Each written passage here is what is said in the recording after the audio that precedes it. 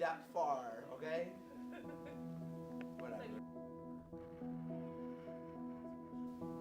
As a minority, can you stop? Let me say. But you also want to have a good college experience as well. Because my language has been cured. I'm Isaiah Walters. Hi, I'm Malia Muhammad. What's up, guys? I'm Nick Bono. Hi, my name is Kimberly Pena. Hi, my name is Joseph Kapori. My name is Tiana Sirik. Hi, my name is Daniel Tampone. Hi, my name is Mark Anthony Colon. Hi, I'm Brianna Horton. My name is J.C. Mercer.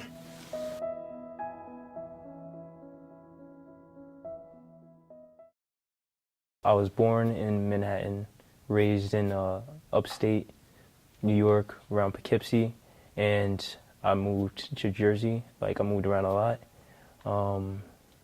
Had some family situations where it required me to move a lot, but both my parents, great influence on my life, helped me to get me to where I am today, and I'm only striving to do things that help them out in the future.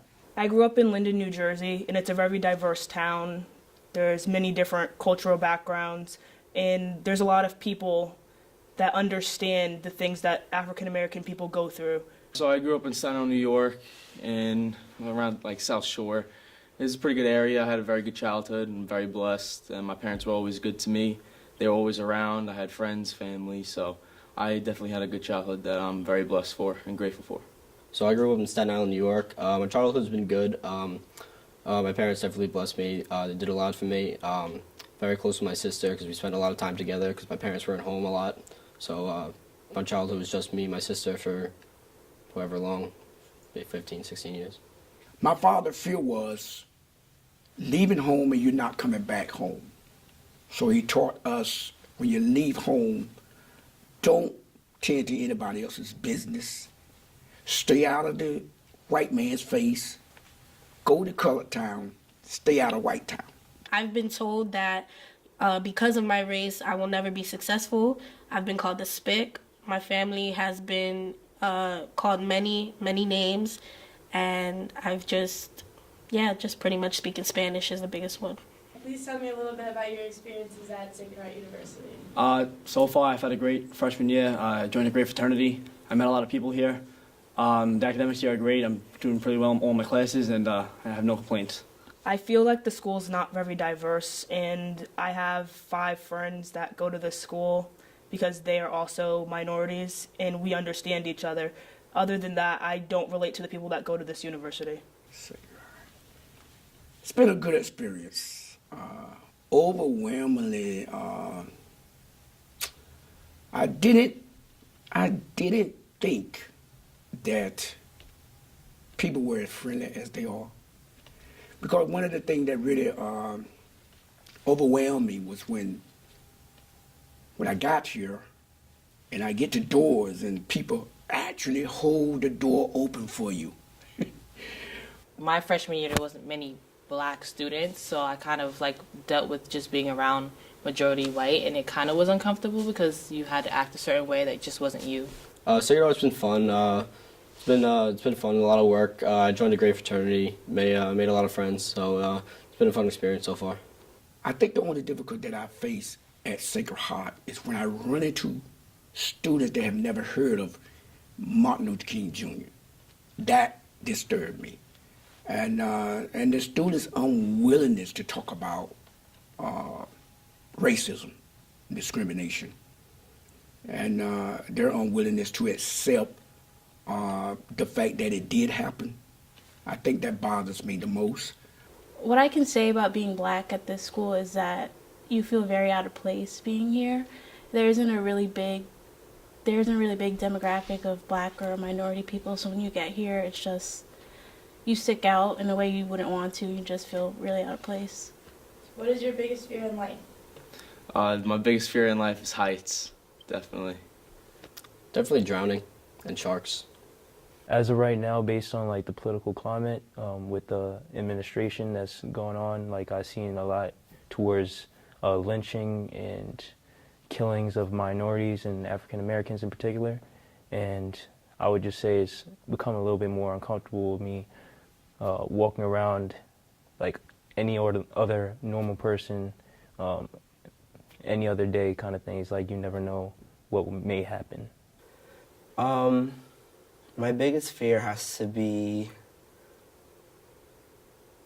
others judging me and me having to act a certain way around certain people.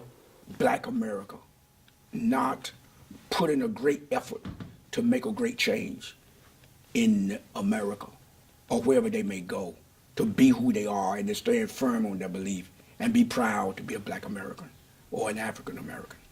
Have you had any experiences with race in your lifetime that you would like to talk about? Yes. Actually, a man, wouldn't eat his dinner because I sat in front of him. And he waited until me and my friends left the restaurant to finish eating.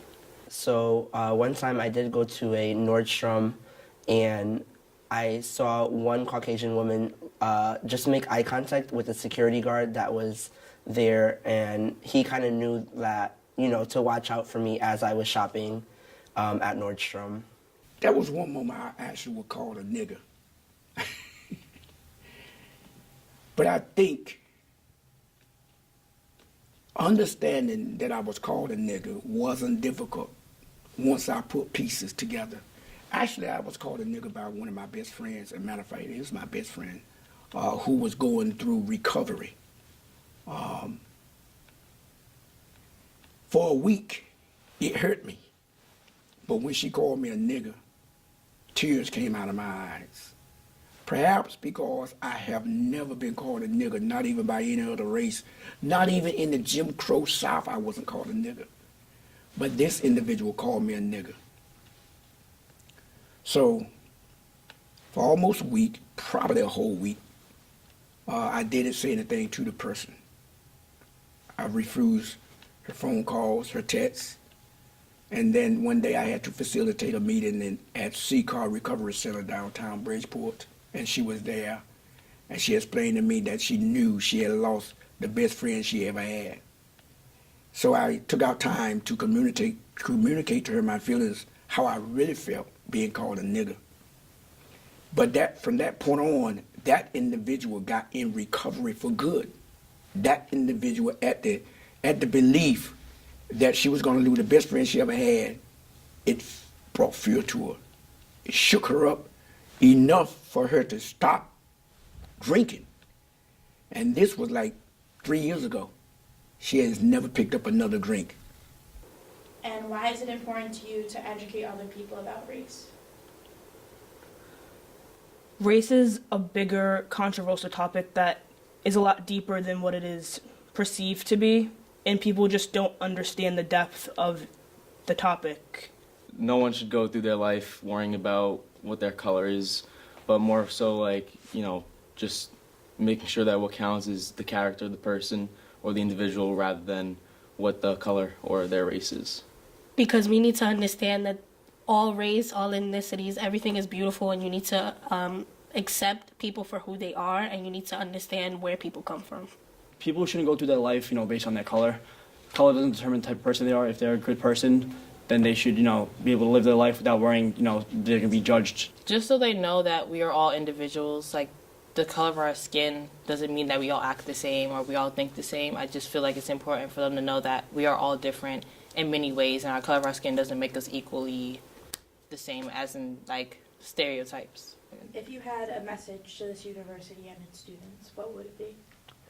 I would say not to really judge a book by its cover, which is like, a general thing that people always say, but like, I feel people, especially at the school, they generalize you based on what you look like rather than knowing you first. I think for the university, they should do a better job in trying to recruit more black people and make their black students that are already here feel more welcome and cater to what black people would like to see at their school, like student events, sororities and fraternities, stuff like that. Very good honest question. What would it be? I believe if we could defend the gospel of Jesus Christ,